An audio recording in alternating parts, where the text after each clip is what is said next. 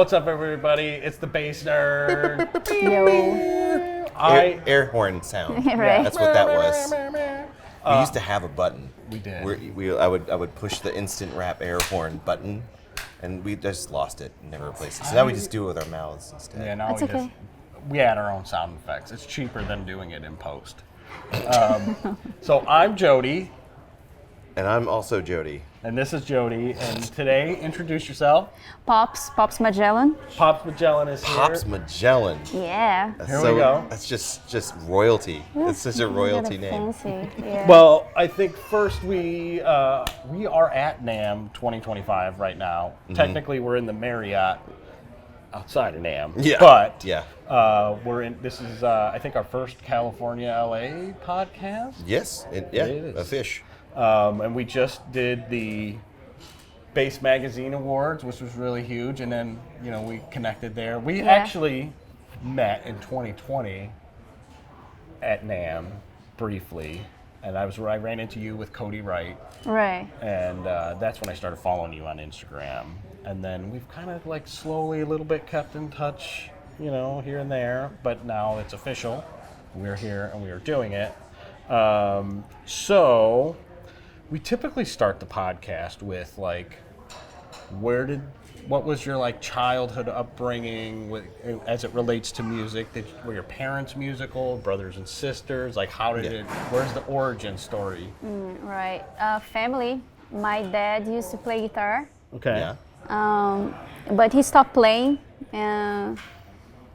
He got a job, got family, and he wasn't playing anymore. But my brother, he decided he wanted to play drums when he was 15, and he asked my dad to buy him like a drum kit. And my dad went to the store, got him himself a guitar, and my brother a drum kit. And they started rehearsing at the back room of our place. And I was 8 years old back. This was your older brother? My older brother. Okay. I was, 8, he's five 15. years different. Like I was like, 10. he was actually earlier. He was like probably 13, 14 years old. I'm just going to keep interrupting with random numbers. 6. Yeah. 74. I'm like, no, What year? I'm terrible with numbers. Oh my God. Anyways, doesn't matter. I was young. I was 8 years old. And I just was watching them and I was like, I want to play bass. Yeah. And they was like, no, bass is too big, your hands, small hands, you have to play piano. I was like, no, I want bass. What drew you to bass? I don't know. I was like the weird kid, the weird girl, like they wanted to be different. And I just felt different. I used to skateboard. I dyed my hair green when I was 9 years old. Like I was just out of the box. So at like 9, you wanted to play bass. I wanted to play Okay. 8, and then my dad said, no, let's try piano first, and then he took me to the piano class. Every time he would pick me up, I would be at the bass class, sitting and watch other people, and he was like, okay, I give up, I give you a bass. I imagine that like when you put like the cone on the dog and the dog's just like, I don't want to do piano. It was like crazy. do bass. Yeah. So But- then, did you take bass lessons at that point, or? So yeah, I took like a few bass lessons here and there, but it was I've been always like so all over the place. I was never, I kind of learned like myself, a self-taught, but I got some people along the way that helped me, but I never like went to school for music or anything. Okay. Yeah. And then where was it? Because it wasn't in the U.S., right? Brazil. In Brazil. Yeah. This is where Far away. Whereabouts in Brazil? Yeah, Center-South Brazil is a state called Minas Gerais. Best food, best cheese, coffee. Anyways, All right. as a Center-South is a really small city, a city called Varginha. Okay.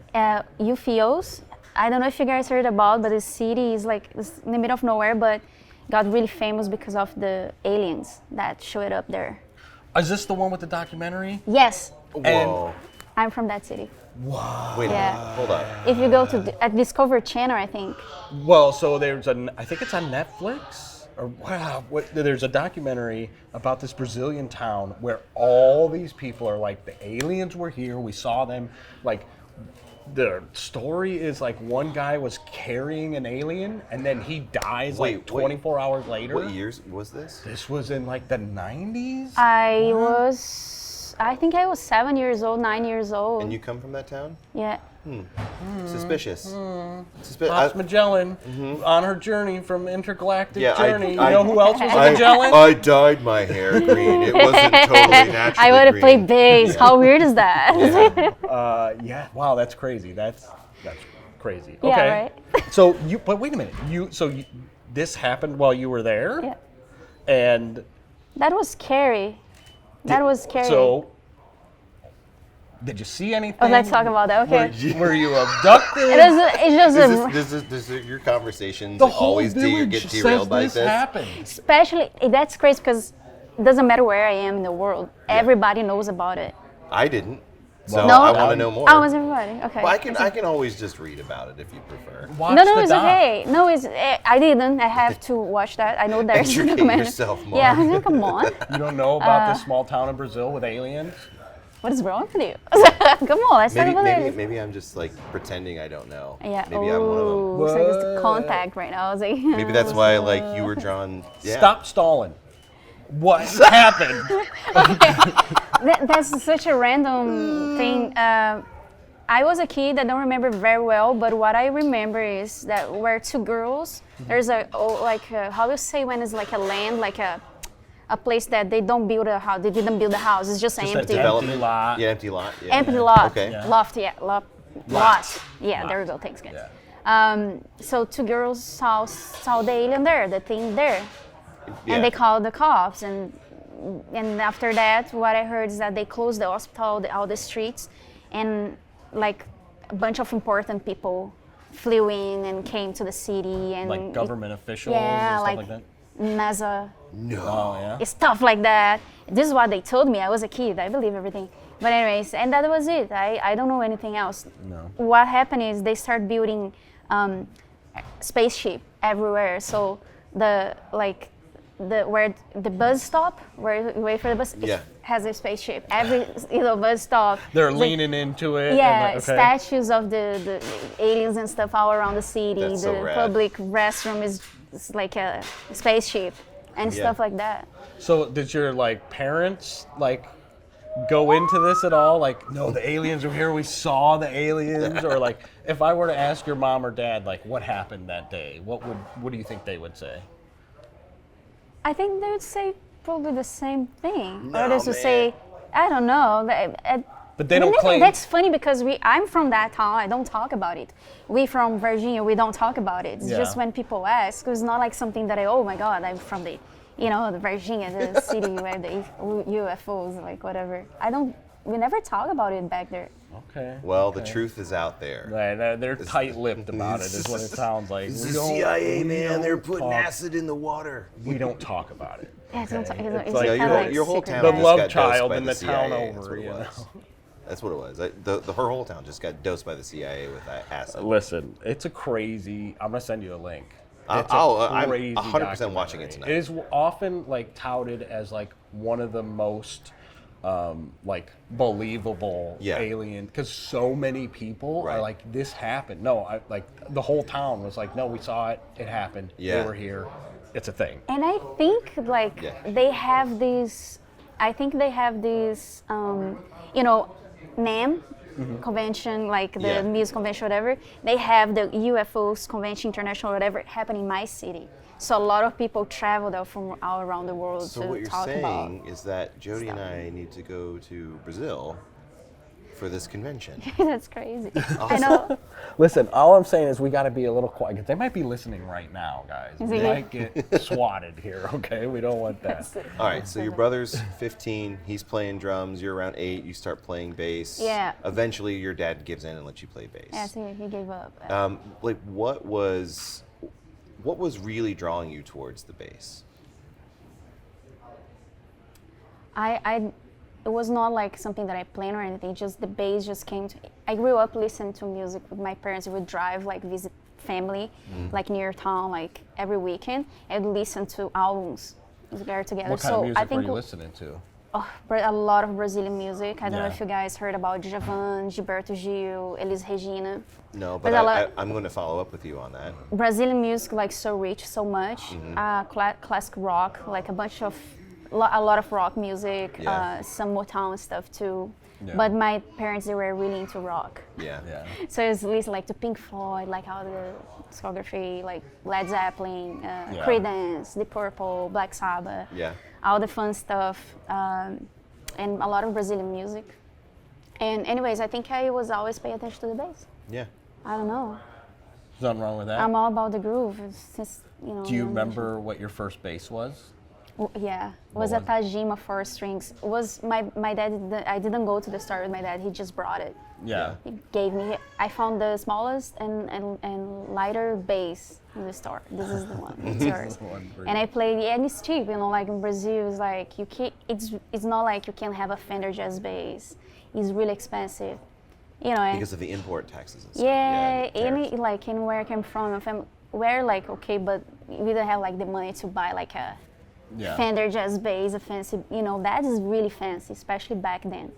So I played like with this Tajima bass for a long time, and yeah, that's it. It was light and yeah. So so you're playing the bass. Did you like, at what point do you join a band? Right away, I started playing with my dad and my brother, and Okay. then they decided to put a band together. So they started inviting the neighborhood kids. Yeah. Each of them like grabbing a different instrument, That's and then really we cool. put a band together. It was like first was a rock band kind of thing, Yeah. and then became actually a business, became a corporate band. Oh, Like wow. we would play weddings, and the business started growing. Yeah. So at some point we had like 5 singers, 8 But this dancers. all started just as like. Started your with little- like the garage thing. Garage you know, band they band. just hang out and play. I was like, I'm playing bass. I don't know. I don't care what you think. I'm playing bass. Yeah. And then we start putting the band together, rock band, corporate band. Mm-hmm. You know, business like weddings, all traveling around every weekend. I played with the band for over like 10 years, and it was really cool to learn like how to run a business. Yeah. You know, like Yeah. and I was helping a lot with creative direction, like with the wardrobe for the dance, for the singers, ideas for logos, for artwork and stuff since young age. Mm-hmm. So it's great, and learning how to play different styles, especially in Brazil, like in weddings and stuff like that, you play so many different styles. Yeah. And it's not like 1-2 hours like here in the US, very comfortable. Like I would play for 5 hours, like shows Yeah. like 5 hours Oh, every that was my weekend. upbringing too. Yeah, like the bars in Louisville, Kentucky, where I grew up when I was 13, 14. My brother would drag me along. Hey, we're gonna do this jam, and we're just gonna start at 8 o'clock and play until the bar closes 4 in the morning. Jesus. Yeah. But I hope I'm guessing you might feel the same about like those long ones. That's where I really cut my teeth, especially because you gotta like learn how to Stamina improvise and all. and yeah, stamina, like work together, you know. But what do you remember did you all have a name for your band, your rock band? Yeah, it was called Arcanjos. What does that translate to? Arcanjos is like angels, Angels? kind of thing. I mean, alien? It's like a kind of like angel that had a baby with an alien.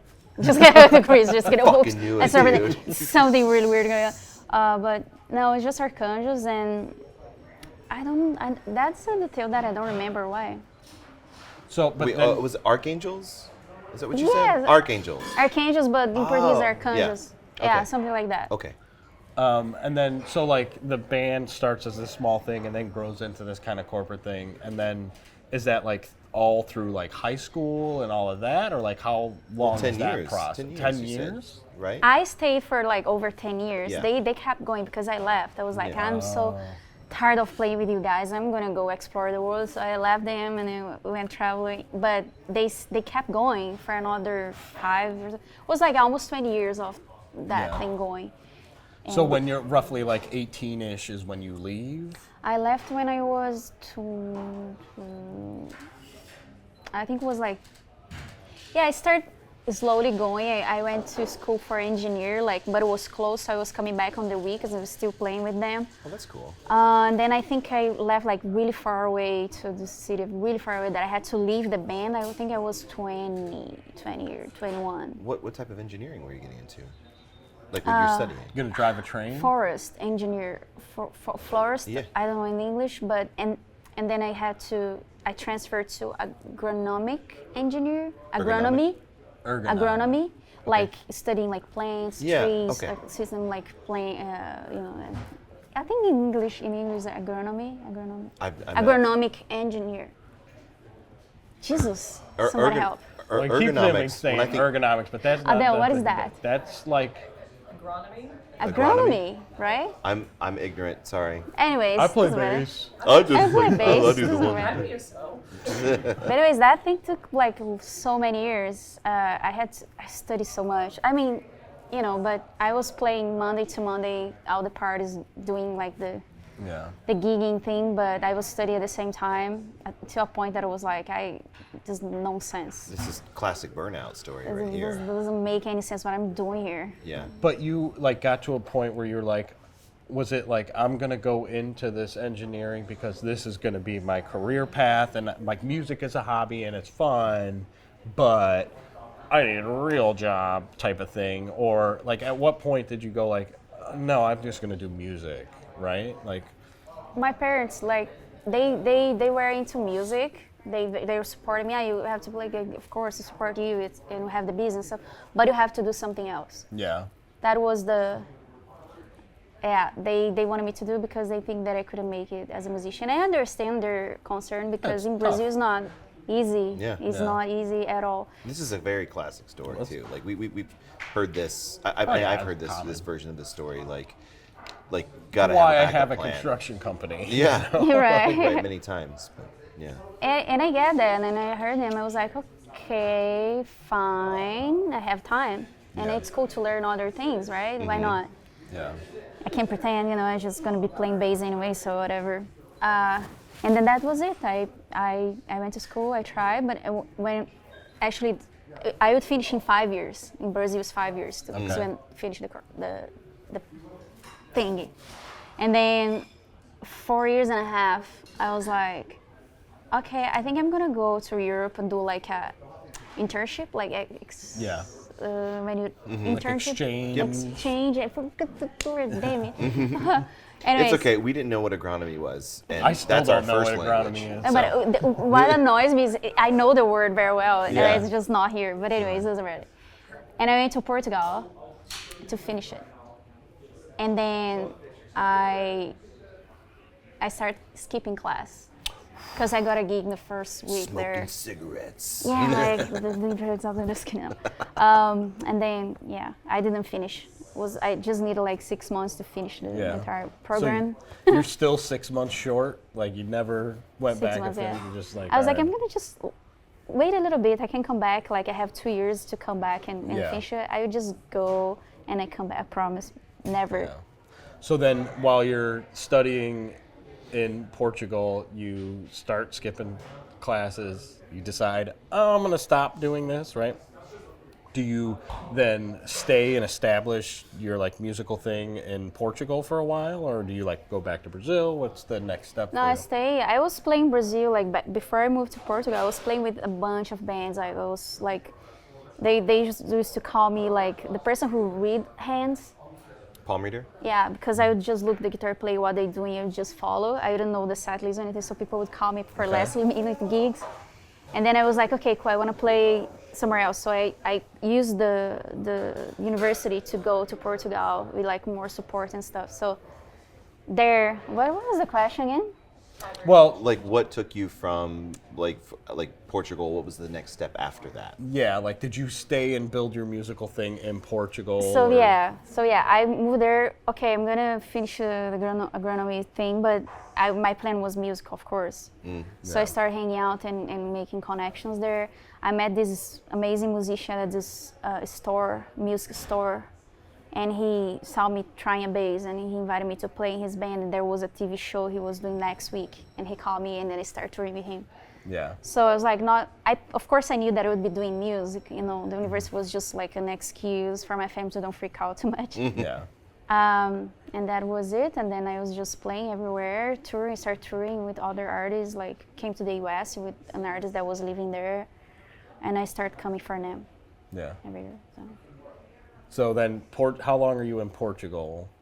I was there for 4 years and a half. And then you moved to the U.S.? I moved to the U.S. Yeah. What brought you to the U.S.? Career. Just career. Yeah. Yeah. There was a specific artist in the U.S. where you like crossed paths, or you were like, you know what, I want to go to the U.S. and pursue music here and tap into them. I always knew what that drew you? I always knew that I wanted to come to the U.S. at some point. Mm-hmm. I wanted to go to Europe because I wanted to experience like what's that like there Yeah. before I settled down like here in the U.S. because I Yeah. knew that LA would be my last stop. So yeah, I just knew it. LA would be the place, but I Yeah. wanted to see what's up before. I think it was just inside me. I always knew. There was no artist. If you ask me like, what artist would like to play? Why you came here? You have a specific goal? No, I knew that I had to be here. That was because of bass, because of my career, because of my vision. That's it. I don't know. Like I don't have like a. You just follow it. Like, like you know, you Just knew the that you wanted to calling. play bass. You knew that like, okay, well, someone's trying to get me to stop playing bass, but no, fuck you. I'm gonna keep playing Yeah. bass. I know I need to go to LA, and like it drew you here. So what was the first gig in Los Angeles? In Los Angeles was with Naya Izumi. Naya Izumi is a virtuosi, amazing guitar player, yeah. Yeah, singer, songwriter. Oh, yeah. He's like R&B, soul kind of thing, fun. You know very him? Oh yeah. Yeah. I'm not familiar. We I'm met not at a pretend. party, like a random party, and became friends. And it was like a trio thing back then. We that kind of family, hang out all the time together, making music. Yeah. So we were started like touring and playing shows together. And he does a lot of tapping. Yeah. Right? Yeah. Yeah. Very interesting playing. Yeah, like there's some percussive elements and like polyrhythmic stuff. Okay. Yeah. My brother super into Naya. No, he's awesome. And then while I was doing that, I got connected to do this Persian gig. I don't know if you guys heard about Moin. He's like a huge star from Iran. He's like Frank Sinatra, but from Iran. Oh, nice. So I got the gig. I was like, yeah, Persian. Okay, sure. I Yeah. need to work, whatever. Right. And to that was challenging. What about it was challenging? Yeah, the music, time signature, the structure, the way they think the structure is like, swear to God, songs that were like 15 minutes long. Oh yeah. Yeah. And structures that you have no idea. Just like one section sounds like different song completely. It's like through composed. Yeah. That was crazy, but the bass lines are really fun. You're just jumping around and like you're grooving, and it's really hard to play, but it took me a minute to absorb that, like for real, because I could play, I could execute that, but like for really absorb, internalize that thing. Yeah. Took me like, but it was pretty quick, I say, enough to be doing well the gig, but that gig was very challenging in like, and also the environment, they were very sexist. Oh, I'm shocked. I'm Lebanese, so yeah. Like I understand. Yeah. Okay. Yeah. Well, I would imagine a gig like that though, like also there's a lot of ear training because I'm assuming with that music there was a lot of like microtonal, semitonal like, influence just sort of peppered in as well. Yeah. That's so it sounds like you got the hell out of Dodge. That was going to the gym like like because it was a workout too. Yeah. The gigs were long. So it was like a workout. It was like going to the gym because everything was just so. It was very intense. It was a lot of work, Yeah. a lot of hours, and the shows were very long. They would play a lot of songs. It was almost like a corporate gig, like 3 hour show sometimes. What kind of And- venues were you playing? Sold out, like I don't remember the name of the series. We were playing in Canada, like this famous theater in Toronto and Montreal. I don't remember the name of it. It was like fancy. I don't remember the name of But, it. like- But it was a pretty big one, of the Yeah. most like Yeah. iconic and venue. And is this the first like arena sort of tour that you had done in your career? Yeah. Yeah. Yes, I would say yes. Was it like what was it like stepping on a stage to a sold out arena show, tens of thousands of people? I'm used to it. I've been playing like At that point in your career. I was used because back in when I was in Europe, I got a call from this TV show in Brazil to play like it's like the Late Late Show, James Corden, but the Brazilian version of it. Yeah. So they called me to be a bass player for that show, and that means like that I would be playing with a lot of celebrities, like a massive production and stuff. So I think that roped me in like to the not being really like professional in a level that nothing scares me. Yeah. Right, because like in an arena you're in front of tens of thousands of people, but in like on a televised performance, like you know that you're performing for tens of thousands, millions, possibly. Yeah. Okay. That was huge. So, and I've been playing stages like non-stop since I was really young age. That's a good point. Even it's not like it was not a famous band or anything. That was, you know, like got me really used to the, just doing it. Well, I never got nervous. No. It's funny. We were just talking to John DeOria from Bass Magazine. He was telling a story about Adam Blackstone when he did the Jay-Z. And there was the Fade the Black tour, and they're at Madison Square Garden. It's sold out. And like when you're prepping, when you're like practicing, like at home, you're practicing the music, you're doing this and that. Some of the things that you don't practice for are the things of like, for Adam, it was like when the curtain dropped and boom, the band's playing out of nowhere. It's like, oh, that's the kind of thing you don't rehearse for because it just hits you because it's Jay-Z. It's a sold out show full of like legend, A-list, full of A-list people. You got to be at 10 and like at a moment's notice.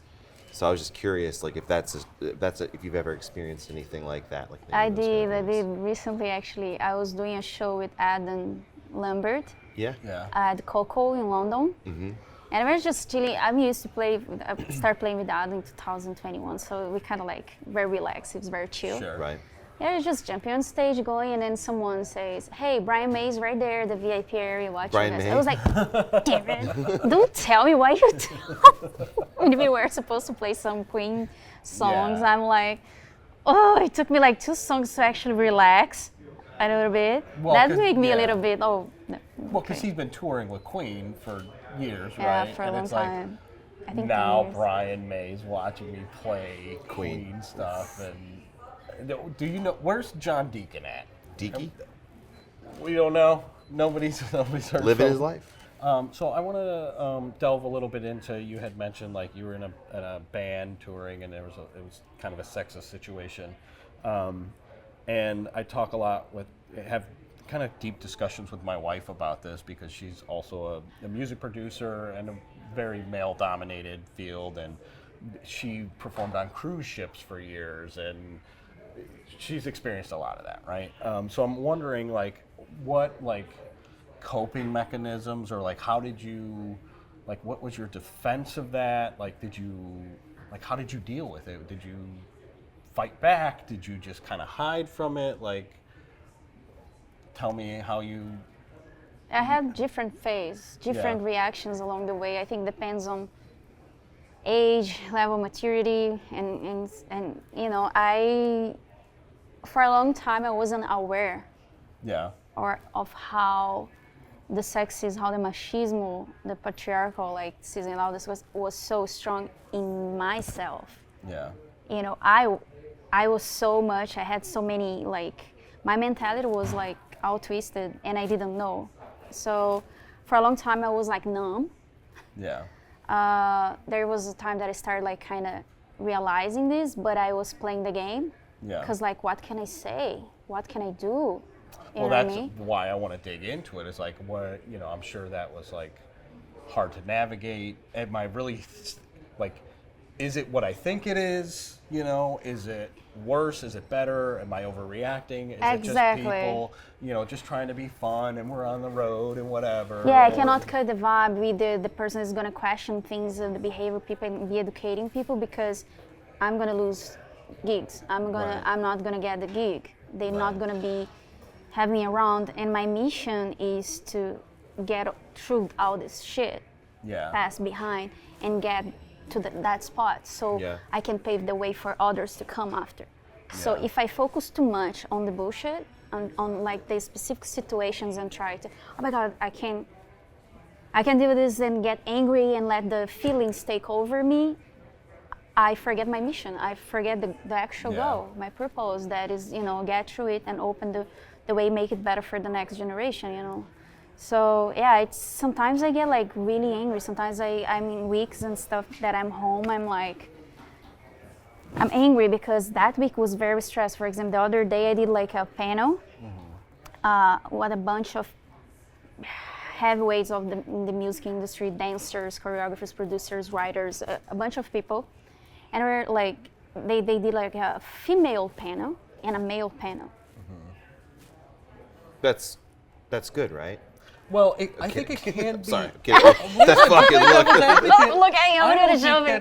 Not necessarily. I don't think that's inherently wrong. As a man, we can delve into that, and you're more than welcome to push back on that. Hey, you have his permission. Let me mansplain it to you, okay? Sorry, I'm teasing him. But like my wife in sync music and doing commercials, she like seeks out a lot of like women in sync to like help build this community of females, and it's not at the like men are bad. It's like, well, how do we work together to like support each other and find other women to kind of work with? That's not to say that like we want to cut men out of it. It's just that like there's such a we can like band together here, right? And like work together, and maybe we can identify the problem people or problem companies or problem things and try to combat that and work together. But like, I get what you're saying, that like, you're not a female bass player, you're a bass player. I get it, right? Like, but I don't know that it's in my eyes inherently bad that it's like, what's the intention and message behind it, I think is more important than obviously just the separation of men and women in a thing, right? But whatever your thing was recently, maybe it was that like. Well, what was it about that panel that rubbed you the wrong way, like the separation of panels? I don't think it should be separate because we do the same thing in the industry. Like we have the same. We have the same level of expertise and knowledge and experience and all that stuff. Why should be a 30 minutes female panel with 4 women sitting there, like 30 minutes, and then another 2 hours panel with 9 men? It makes it makes the 30. It's like the opener and the afterthought. highlighter, headliner, like kind of thing.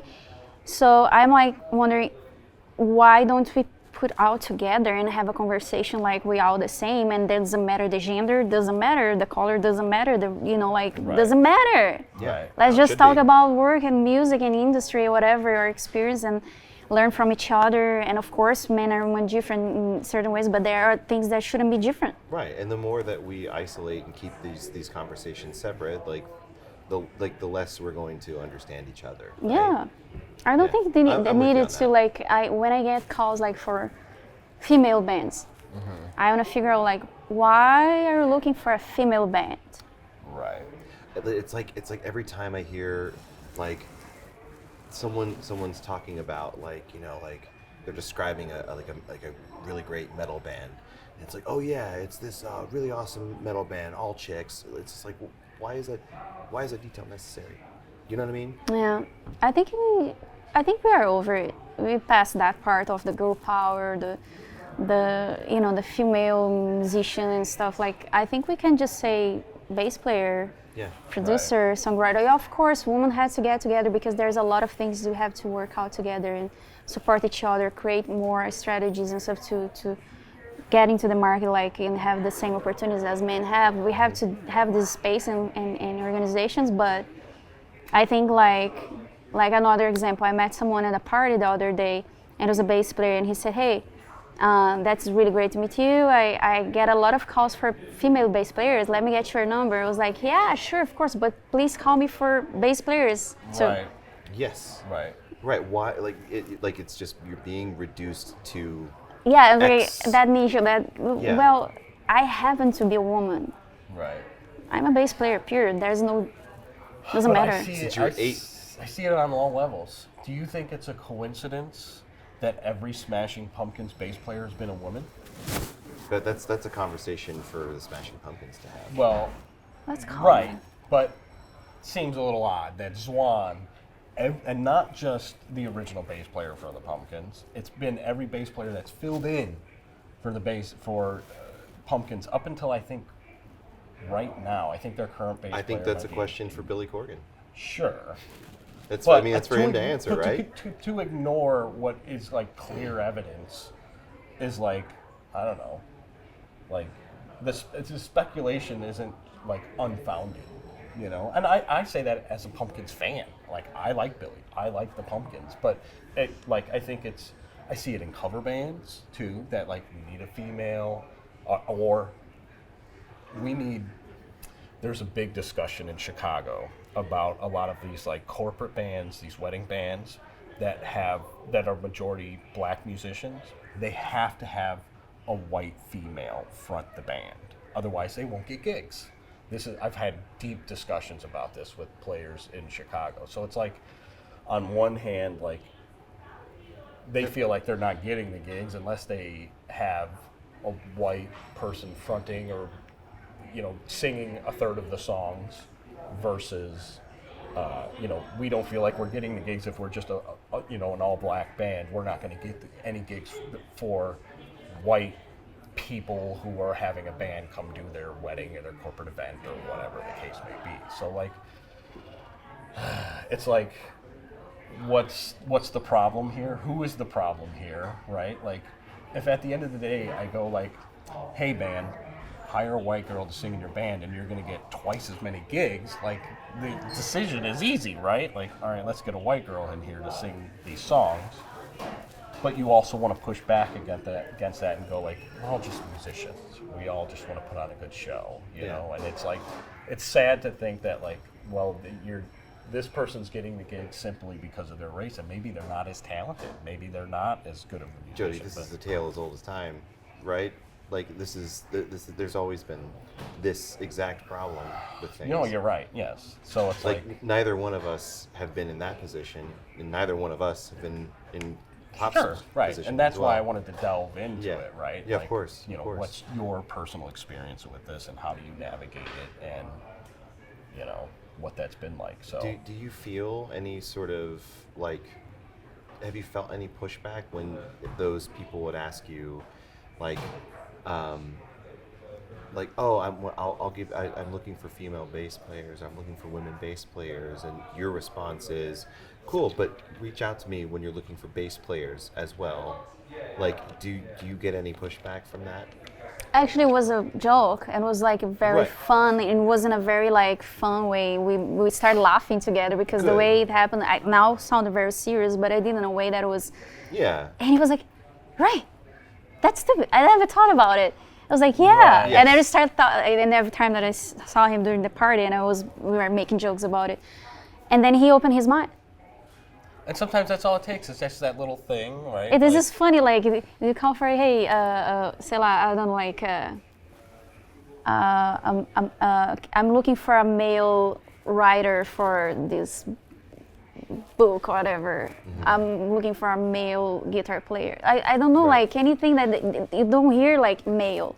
No, you just hear guitar female. player, right? Or female guitar, right? Well, I mean, the other thing, I think of Kendall and her situation on cruise ships and seeing on cruise ships, and then the weight and physical appearance expectation of like women on cruise ships versus like men, like that. Well, you're that's also just like, insanity to me. You know, cruise ships in general are like a cornucopia of different cultures and people who work on the ships. It's like, you know, a lot of Asian people are working there, a lot of Filipino people are working there, and they come from different cultures where, you know, sexism probably runs a little more rampant, right? Mm-hmm. And she's got to like fight that and push back, but also like her and I were actually talking about it today in regards to something else, another player. And it's like, well, but you want to push back when you see those moments, right? But you don't want to like demonize all men, right? Like men also can help you, like of course. Open the door, right? So like you don't want to all of a sudden then like have these preconceived notions that all men see you as like a sexual object and want to take advantage of, just want to be your friend to do, you know, the various things, right? So you are constantly checking yourself and like still going like, is this what I think it is? Is this person, you know, really want to consider me for a potential musical position, or is this something else? You know, so it's like got to be very difficult to navigate as a woman because you're constantly second guessing what's actually happening. Yeah. Versus Is that your like, experience? Honestly, yes, especially come from Brazil, like so many times that I joined a band and the guys thought they had the right to hit on me just because I was like, no, I'm here to play.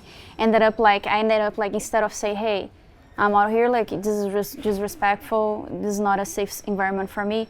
No, I would have to say no, set the boundaries, but keep it cool so I don't lose the gig. right. Because I'm always going to be the crazy, the annoying one, the hysterical, the whatever. Right. Especially back in Brazil. But now here is a little bit different. But I had a lot of situations here, especially when I first moved here, people didn't know me very well.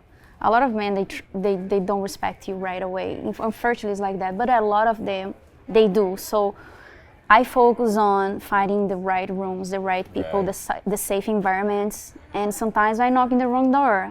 The wrong door open, I go there, have a hard experience, and you know, like that was not, okay, good to know. Right. Out of here.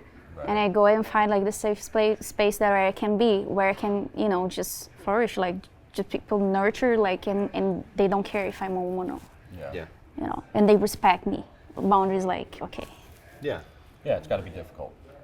Now, I'd like to get into lighter topics and more fun. Wait, things. hold on before Okay. we do that. Uh, do you have anything else that you want to say to this particular topic? I think it's, I hear everything you say, and I had a phase that I was like, oh my God, I was kind of angry, really angry. But now it's just like, there's a mission. We all like, change of mentality, people, it's gonna take time. It's gonna take generations. Right. I'm here just planting seeds, doing micro changes around me and helping as much as I can, a little bit. And I know that I'm not gonna change the world as much as I wanted to do it better. But so everything that I can do like that is gonna make it better, even if it's small, I will do it. Right. But the focus, the purpose is to make the world better. I'm not here to tell them who is better, who is not. It's not the goal. I just believe that everybody deserves the same opportunities. Doesn't matter if you're black, if you're white, if you're a woman, if you're a man, if you're an immigrant, if you're not.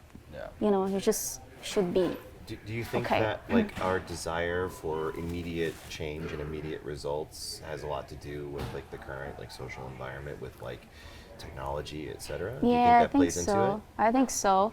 Because I Right. mean, every generation, like seems to be getting a bit better, like incrementally, Yeah. right? Yeah. Do you feel that way too? I think it helps because the information spreads so fast.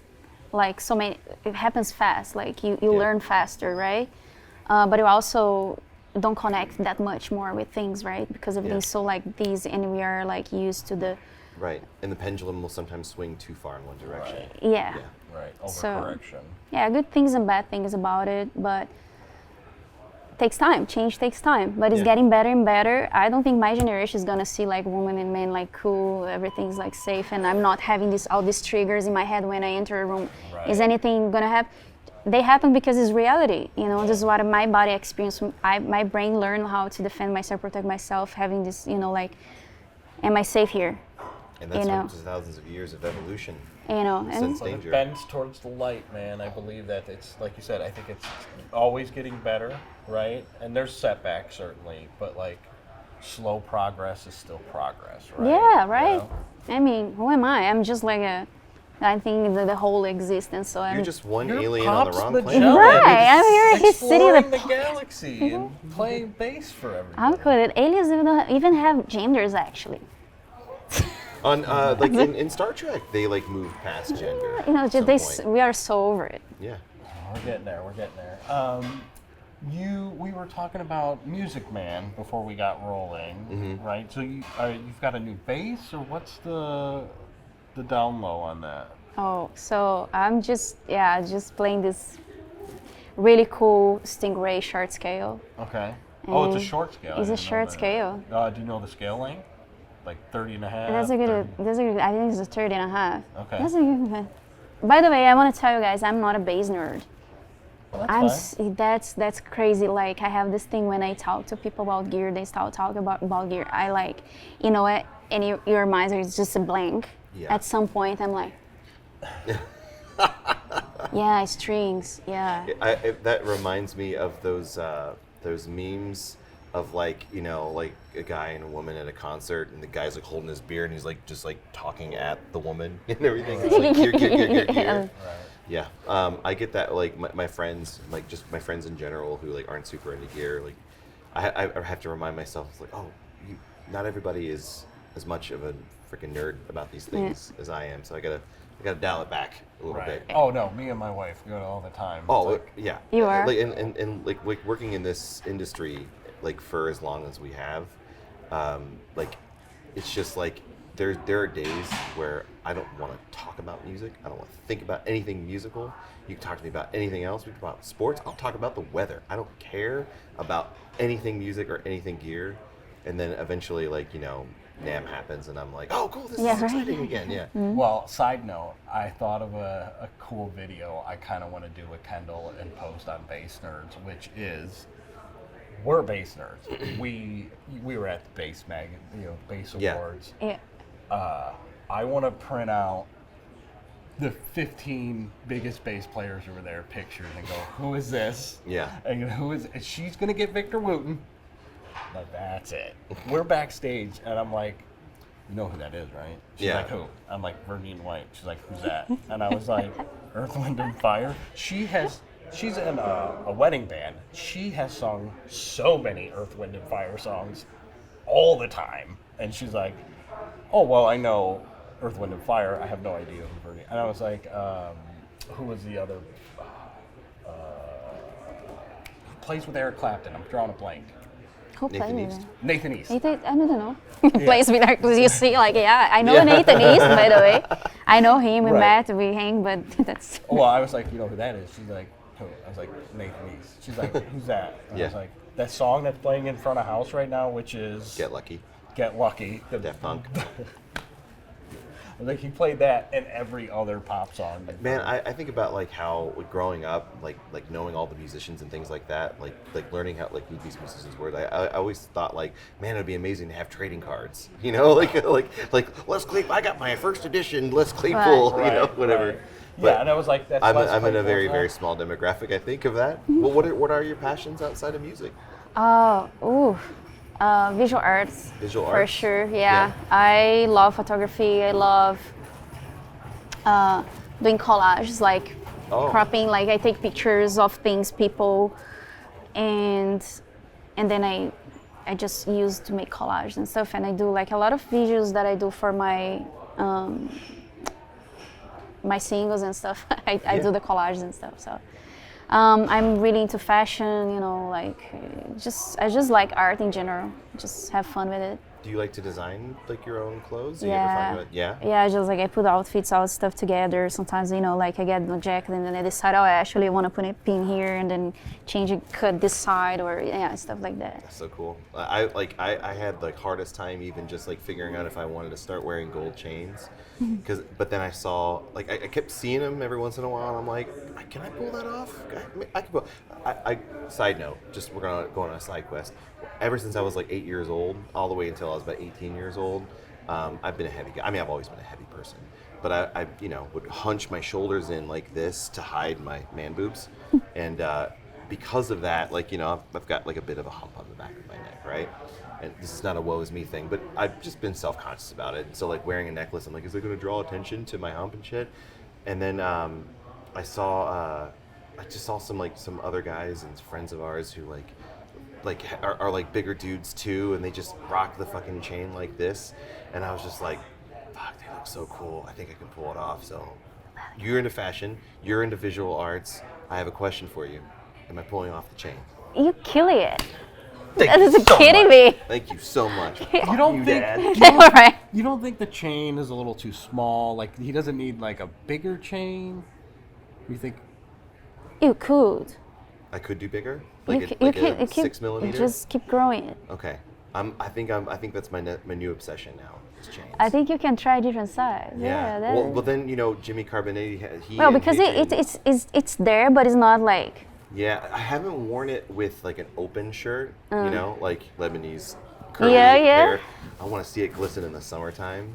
Like as soon as I sent a picture to my brother when I got this, he's like, "Holy shit, man! You put you in a can, you're turned into sleazy cheese." Well, but Mark has always had like the rings too. Like I can't. That's just because I don't want to have. I That's a really, cool one, I really want finger tattoos. I've always wanted finger I've tattoos. been- This is my way of not getting them, just to kind of like distract myself from it. Why don't you get them? I don't know, because I'm. But what are you gonna get? What is the thought Too of scared. like what you're gonna get on your fingers? Jody sucks. SUX exclamation. That's Okay. you should get it. Yeah. Yeah, I think that's totally. what, I think that's yeah. I thought about getting the Bass nerd. I could do bass. I'm not gonna do that. I want to get the Prince emblem Yeah. on my finger. I'm a big Prince fan. I love Prince, and I've had some other thoughts, but I would probably do like it. I would do like my kids' initials on each one, and then their astrological sign, like the shape of their sign. you That's know? cool. It's like like the Taurus and the I'm a Scorpio. Gemini. Mark. yeah. Well, good. Neither of my kids are, so you can't claim that. But yeah, Okay. I like your ring, by the way. Thank you. Well, both of them, but I like this one especially right here. This Yeah. indention. Knock out someone's teeth with that. It's like this is where I press when I wanna do transportation, communicate. go back to my town, and for meetings and stuff. I knew it. Yeah. I just Computer. press Thank here you and for just indulging me on that. So, like, you're into fashion, you're into visual arts, you're into collage. Like, have you ever had any aspirations of like putting together a gallery, or have you done that? Oh yeah, I have like all the ideas and I actually started a business already about it, but it's still like small steps because Awesome. moving to LA, like I had to start my life from zero. So for now I'm focused on the music career and getting solid on my solo career. Once I get things going, I'm definitely gonna do some stuff on the side because that gives me so much joy, like doing other stuff. Yeah. It's just dealing with art, like seeing art every day, or just makes me feel way better, like Yeah. even more creative to write music and do stuff. So definitely want to do that. Well, I always find there's like a visual element that helps aid the creative process. Is that true with you as well? Yeah. Is that help driving the new record that you got coming out? Like, is that a big part of it? You want to talk Yeah, about that a little bit yeah, more? totally. So, like, what was the question for me? That's okay. Just- It's been a long week. So I was saying that like sometimes the visual element and getting into that also helps the creative process. You've got a new record that's going to be coming out pretty soon. Right, yeah. Did you find that was true? Like the more creative visually you get, the more easier the songs. will come Totally. about? I think they are all like kind of connected. Yeah, I sit down and play bass, I try effects and stuff, write bass lines and stuff, and I get stuck in an idea. I just go somewhere else and I do a collage, I do something, or even like there's something else that I do too that helps a lot is riding motorcycles. I just Sick. go on a ride, like What do you have? a Harley. I was actually recently in a motorcycle accident. Really? right. No, I'm sorry. I got. It was middle of the night. I was on my way to see Donnie Benet perform. Oh, that's right. And I'm in Chicago. I'm going about like 25, maybe 30, and a guy pulls out of an alley right in front of me, and he just didn't see me, is what it was, because there's like cars parked, and he's pulling out, and I was like, That's my alarm. Just a reminder. I didn't know it was so I was loud. like, I'm sorry. that's okay. and I see him pulling out, and I was like, oh, he sees me, and he didn't. So by the time I realized he doesn't see me, I'm hitting the brakes. I hit him. I flip over my bike and land on my back No. on the street, just like, and I look up, and I'm just like, I didn't think I was like, oh, I'm gonna hit him, and kind of like, I didn't think I was gonna fly off of my bike. I remember thinking like, oh, this is gonna suck, but it's not gonna be that bad. But like, physics was like, no, you're traveling at this thing, you are gonna do this, and I just completely flipped in the air over his SUV and on my back. I was fine. I mean, I was sore. Wearing And- gear, proper gear, right? No, no, I don't wear a helmet. Yeah, I've never worn a helmet. I was That's so pissed. crazy. I was I've so rode pissed motorcycles when- my whole life. I've never worn a helmet. I like the feeling of flying. Okay. But anyway, I don't want to. What kind of bike do you have? I have a Sportster Harley Davidson 883. Yeah. A blue, really nice one. Is that your Very first cool. motorcycle? Or No. did you ride bikes before that? I've been riding motorcycles since I was 17 years old. That's very cool. Yeah. It's actually, when I moved, I was like riding in Brazil. I would like take months away just riding like this really small bike, 125 cylinders, and it's just like travel. I remember that I traveled for 3 months one day that I was like taking a break and stuff, and I was by myself traveling Brazil.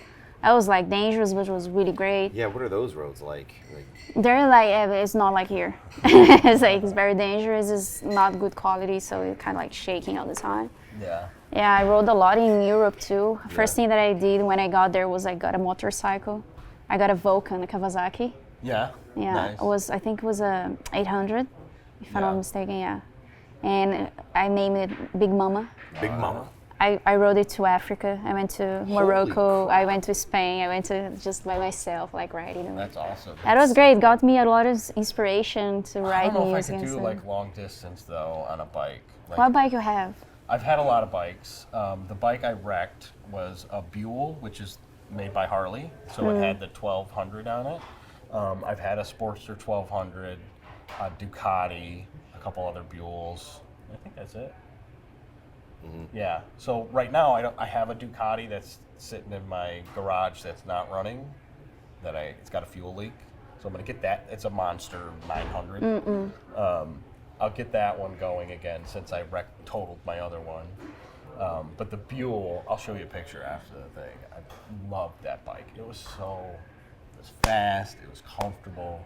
The Harley wasn't bad. I had my Harley for a few years, but Kendall, my wife, was like, I hate riding on the back of this thing. It was very uncomfortable for her, so I got rid of that. But I had an old Buell before the one I just wrecked that she loved. Love is a strong word. But she didn't mind riding on the back of it. It didn't hurt her butt, essentially. She's like, too much of this. And it wasn't comfortable for her. But yeah, it's been a big ride. But I feel like after about 45 minutes, an hour, I'm like, done. I just haven't found a bike that was comfortable that I could ride for much longer than that, you know? So.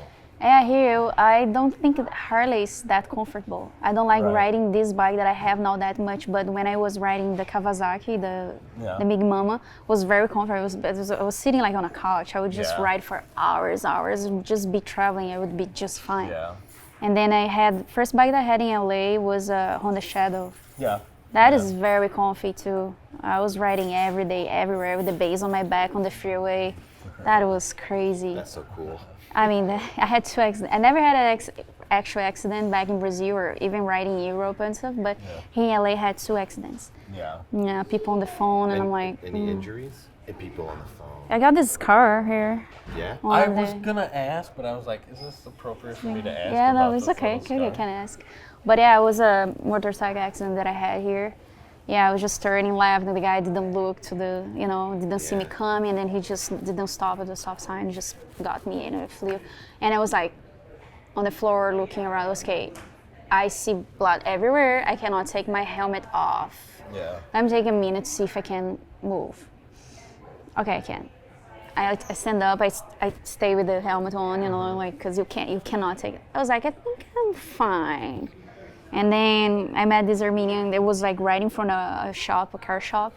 And these Armenian guys, they took care of me, they gave me an Uber, like they told me everything that I had to do. They connect me with a lawyer, to connect me to an attorney, all their friends, this is a big mafia and stuff. And then everything was said, I was like I would go there and just to visit them after that because it was like so cool. It's a good bond. It's a good But anyways, connection. yeah, great connections and big time, but writing experiences And that has inspired, like the writing has also contributed and inspired to your songwriting. Oh, as well. totally, yeah. Like in what way do you like are there any songs off of the new record that like you feel that like are directly influenced by like motorcycle riding or your love of motorcycles? I think like not like necessarily I'm gonna write this song about writing. No, it's just because writing is part of my personality, the way I explore. I like the way I travel, the way I kind of experience other cultures, meet people, and go see the world. So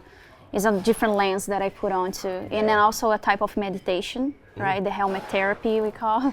Yeah. So I think it's just like part of me, you know, and that helped me to go out and see the world, because I think writing music and making like art is all about like experience, baggage, what you carry with you. So it's not like necessarily about the techniques and stuff. So I think it's about who I am. Yeah. Well, what sort of instrumentation would you expect off of the new record?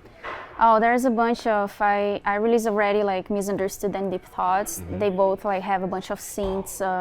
They're singing on it, invite like different artists. So I write everything, produce, I play synths and bass, and depending on the song I have different instruments, but it basically like guitar, drums, synths, and bass, electric bass. Nice. And do you have like any particular people that you are working with, like on, like are the is the personnel like consistent? Like you have the same drummer on every track, the same?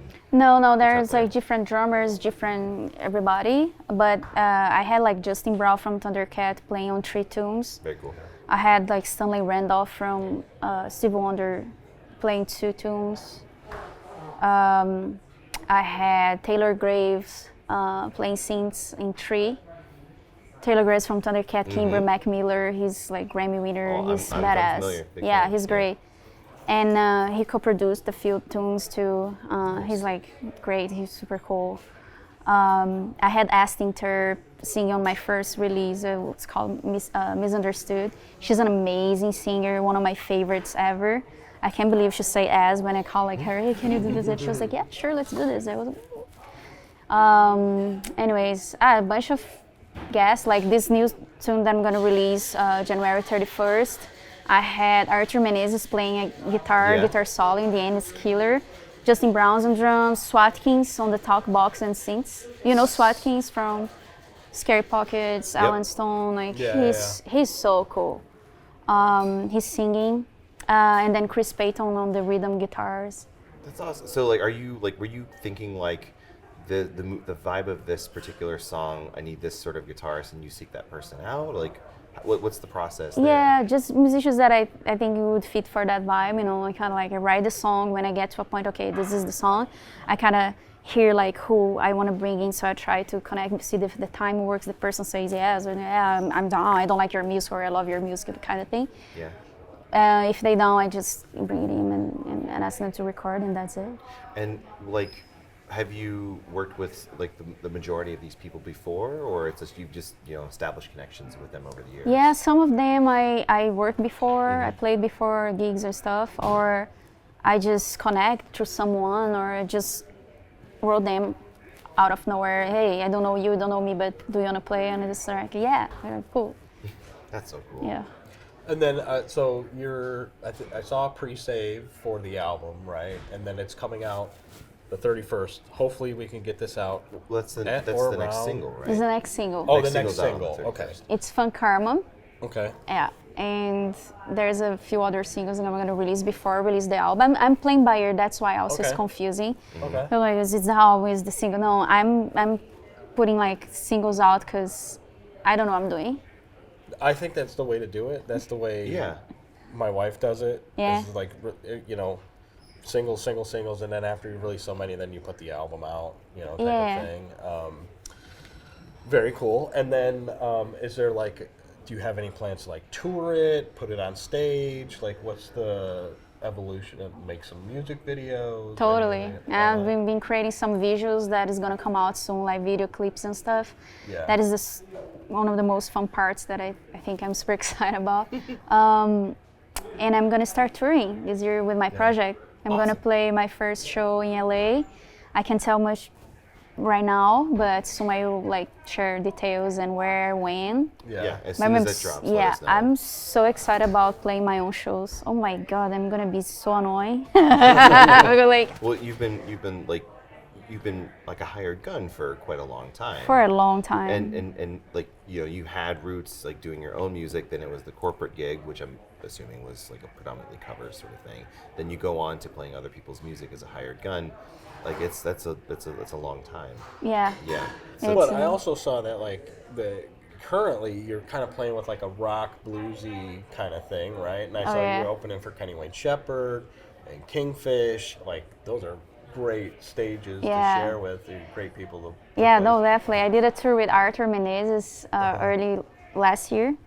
And we did all these openings. We did Buddy Guy, Eric Gales. We toured with Eric Gales. It was amazing. Like, dude, that was absolutely mind-blowing seeing all these legends, like the guitar players just killing it. And I learned so much from not just the music, the playing and stuff, but like the dynamic on the road, how they do it. Anyways, and this guitar player that I play with, Arthur Menezes, he's amazing.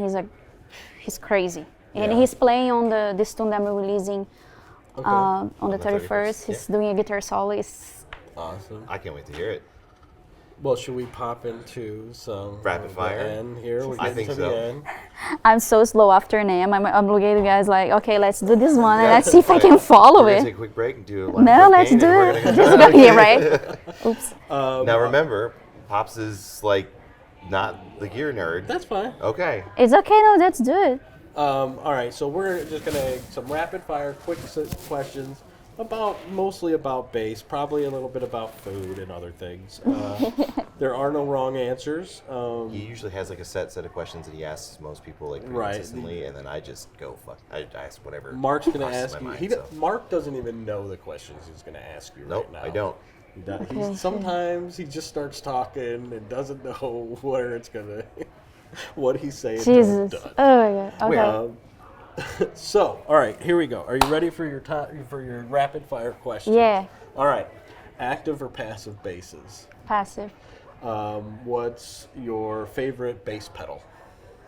MXR Phase 90. Phase 90. Okay, very cool. Hard case or gig bag? Gig bag. Do you have a specific gig bag that you prefer? Mono with wheels, please. Mono with wheels. Okay. Tube or solid state? Tube. All right. What's your bass rig right now? I'm playing Dark Glass Exponent 500. Yeah. And with 212. Very cool. Yeah, I love that. That's a good one. And then you're playing the Music Man. Are you playing anything else too? Yes, I'm playing this 5-string F bass shorter scale. Okay. And I have a jazz bass, a Fender jazz bass, and my Mustang. Yeah. Yeah, and with my Seymour Duncan pickups on it. Okay. Yeah. Very cool. This is like my main bass right now. All right. Is there a piece of gear you regret getting rid of? No. Okay.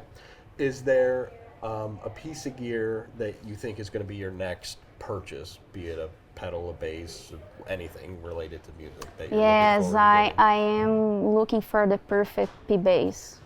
Okay. Do you have does that mean it has to be Fender or it could be someone else? A P bass. Just a P bass, okay. The right one. I don't care the brand or anything, like the company in it. Okay. Name a couple of your favorite bass players. Larry Graham, for sure. Okay. Yeah. Bootsy, of course. Yeah. Pino Palladino. He's a good one. Jamerson. Jamil Jones, Brazilian bass player. Yeah, he's amazing. If you guys don't know him, you should check it out. Jamil Jones. So many. That's enough. You don't have to give more. That's cool. That's cool. This is, I think, my personal favorite question to ask. Is there a artist or band that you wish you could play with for like an album or a tour where you were the bass player for that band for living, not living, whatever? I feel like living, but whatever. Well, I don't feel like living. This has to be a short answer. This question is really hard for me. Yeah. There's a bunch of artists that I would like to play, but I don't have a specific one that I always dream about. Okay. But I don't know, like I'd love to play with Lenny Kravitz or join like a band like, I don't know, Flea if you need a sub. The Red Hot Chili Peppers, all right. I mean, there's so many.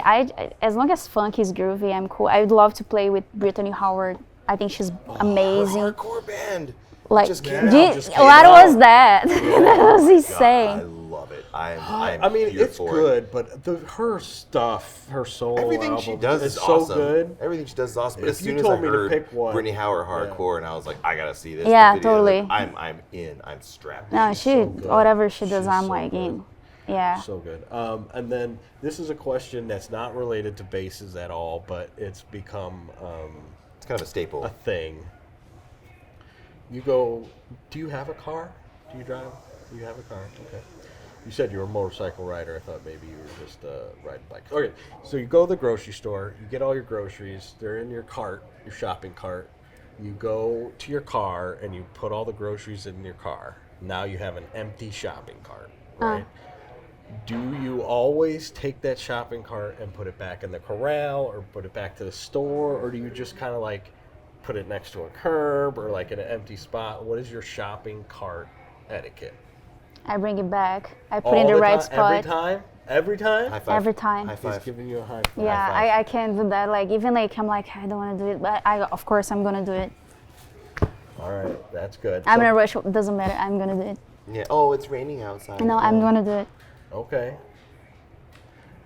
That's the questions I have. Now Mark is going to ask you a question he doesn't even know he's going to ask right What was now. your favorite childhood TV show?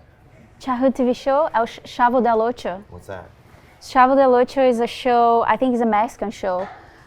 You guys not gonna know probably, but it's only Mexico, Brazil. I don't know for other Latin America countries, but it's just a comedy for kids. You know, just growing up, I watched that, and it's actually where my nickname came from. Oh, really? There's a character there that her name is Pops. Really? Yeah. What's Pops all about? It's just a cousin of someone. I don't know. They start calling me Pops. I don't. There's no reason for that. They're just because start You with don't get P. to pick your nickname. Yeah, and my name is Poliana. They just start calling me like that. My dad was very, proud of it. I was like, okay, I stick with it. What's your favorite type of cuisine? Brazilian, Brazilian. What's your Mineira. favorite dish? That's a hard question, What's but your favorite dish to make? to make pasta bolognese. Pasta bolognese. Yeah. That's not Brazilian. I know, but it's what I can. What's your process I'm with that? safe. I can make it work. Walk me through it. Walk me through your recipe. Oh, just like a lot of olive oil. I'm not like ashamed of it. Just put olive oil, like onions, garlic. I don't cut the garlic. I just like smash with the fork. Just Yeah, put it smash there. that shit. Smells good. Just whatever seasoning that I have there. Put the meat there. Leave like cooking for a long time. Actually, I want it burn a little bit, and then once it's burned, like I start moving around, like mix it, and then leave like down a little bit, like lower. Yeah. And then I make the pasta, and I get the water from the pasta and I throw in there, You're saying all the right shit. like the tears of God they call, The tears of God. and then make that, relax. Do you deglaze it too? What is that? Deglaze when you pour like wine or something in there. Oh, kinda, like, bring some other yeah. foods. Sometimes I put, not every time, but I usually put like some red wine on it. Are you drinking wine while you're cooking Of too? course. Yeah. Is What's the your whole go-to point. bottle of wine? Huh? What's your go-to bottle of wine? Oh, to eat? Trader Joe's. Trader Joe's. Trader That's right. The $2 chuck. What is it? $4 chuck now? $5 chuck? There's so many great wines. I mean, Yeah. I used to live in Portugal, so we want to talk about good wine. Let's talk about that. Yeah. But when I moved here, it took me a minute to find good wine and affordable, like Yeah. kind of you can actually have all the time. So I found Trader Joe wines. They have a bunch of great Do you ones. believe in the whole like natural wine thing?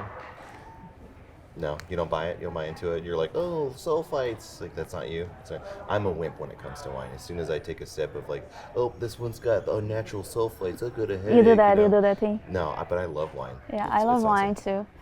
Yeah. Very cool. Okay. Do you like tacos? I like tacos. What's your go-to taco? I go to Pasadena. I found this taco truck. I like taco trucks. Me too. No, Is this not- one that has like the seats and like the folding table outside? No, and no, stuff? it's the very traditional one, like old school. They have been there for years. It's set from the 70s. The taco truck is called Los California Yeah. Taco. So this your is the go-to best taco? place. Huh? What's your go-to taco? Like what filling? What do you mean, like? Like what's your Steak. favorite Flavor? type of taco? Oh, Yeah. al pastor, That's me too. pineapple. Yes. I love pineapple. You put pineapple on pizza. I don't mind. That's a good answer too. You're I saying all the really right don't shit. mind. It's not like I want pineapple on the pizza, but it's okay. What's Yeah. your favorite pizza topping, though? No, excuse me. I'm asking the questions Well, here. Ooh. What's your favorite pizza topping?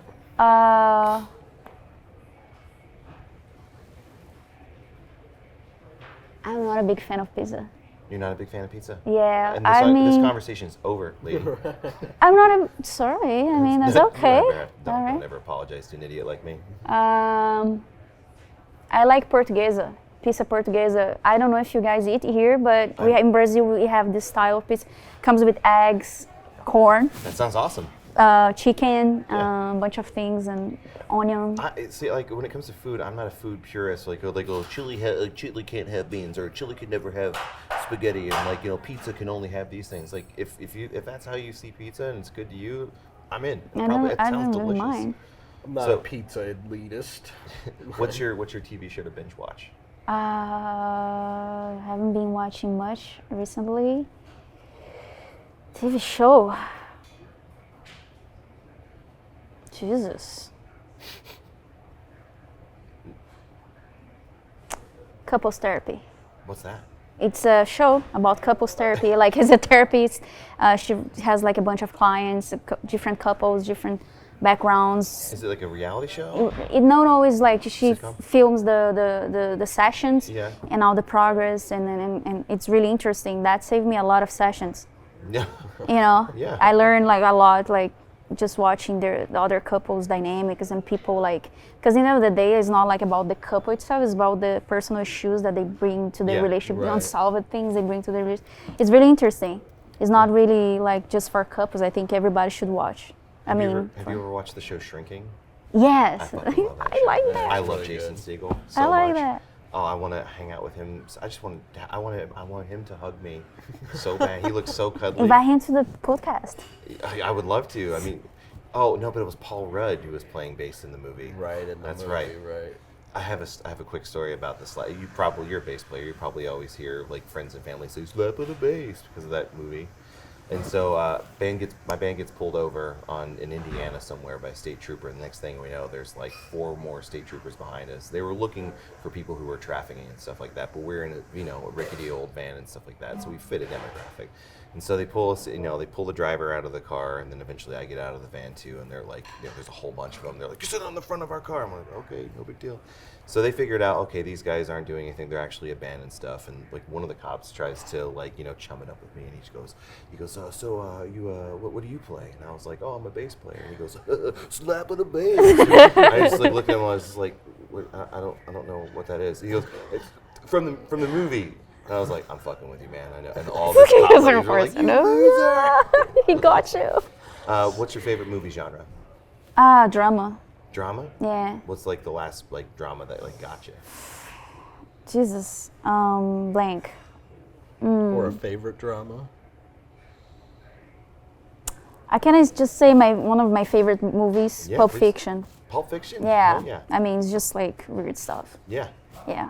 I think that's all I've got. I think we're all gassed from NAMM. Is there anything else that you want to address and just get out to the world before this is over? No, that's it. Just excited about my solo career. My next single is coming out on January 31st. Yeah. If you guys want to take a listen, it's fun. It's good music. I mean, And where do people find you? How do they find you? on Instagram, everywhere. Poliana Bass or Pops Magellan. And Spotify, all the music platforms, whatever you like to use. And I'm there. Awesome. Cool. Well, thank you so much. We appreciate you Thanks. making the time and coming to the Marriott in Courtyard by Marriott. Costa Mesa. Sponsored by. And yeah, we'll put a link. And thank you. Yeah, that was fun. You Awesome. guys. You the best. Thanks.